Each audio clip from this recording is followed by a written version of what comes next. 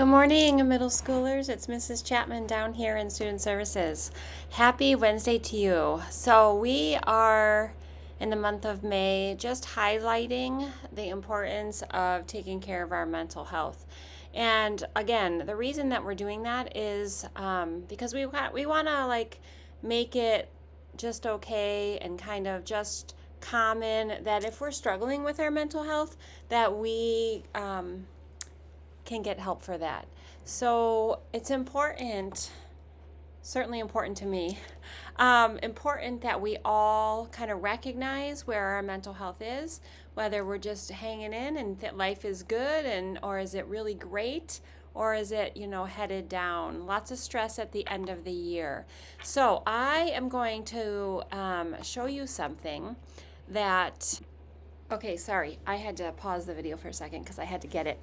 I'm going to show you something that is another strategy to help yourself if that negative brain is just taking, you're just flying away because of that negative brain.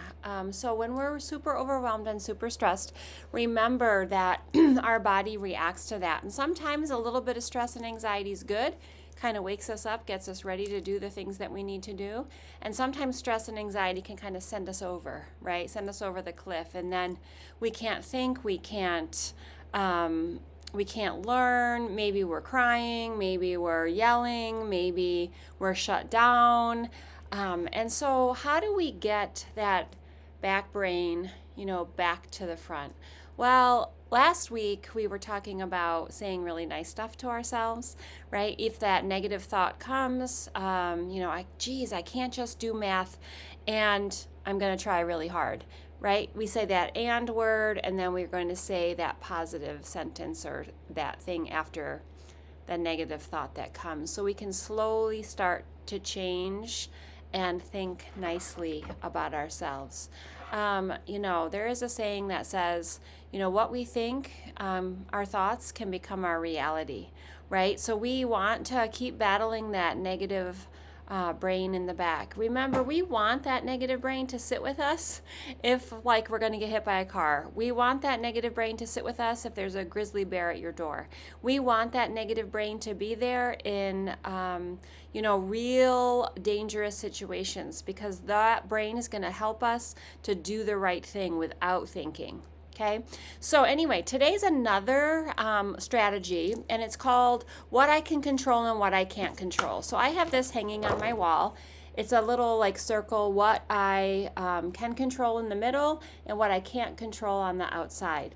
Those of us who get stressed really easy or overwhelmed, sometimes, lots of times, we are spending our energy on things we cannot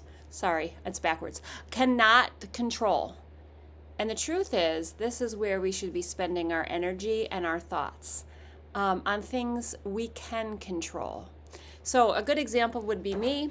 I get super anxious when I am in a really big storm, or if I have to go on an airplane.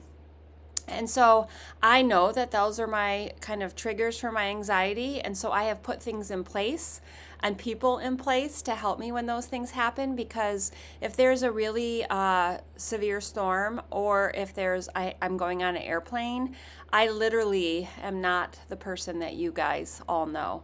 So I get really tense. I might be yelling. I might be sweating. My stomach hurts. I feel like I'm going to throw up.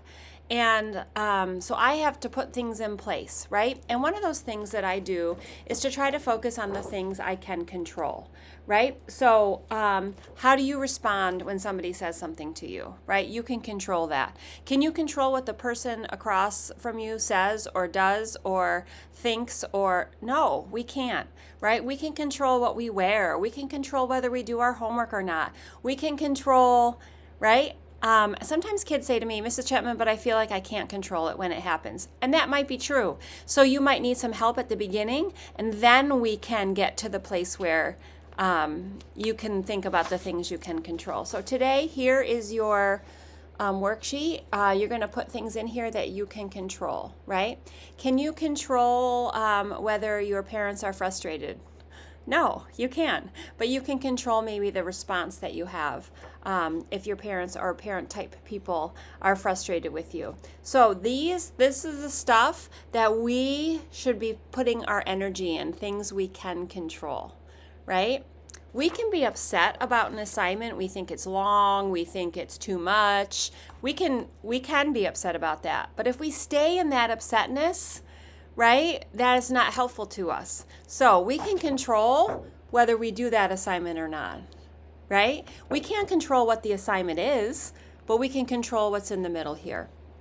So that's what you guys are going to do today. And when you put your energy in things that you can control, it helps with so many things. It helps with your relationships, whether that's a student relationship, whether that's a teacher relationship, a parent type people relationship, with anything, stuff that you can control.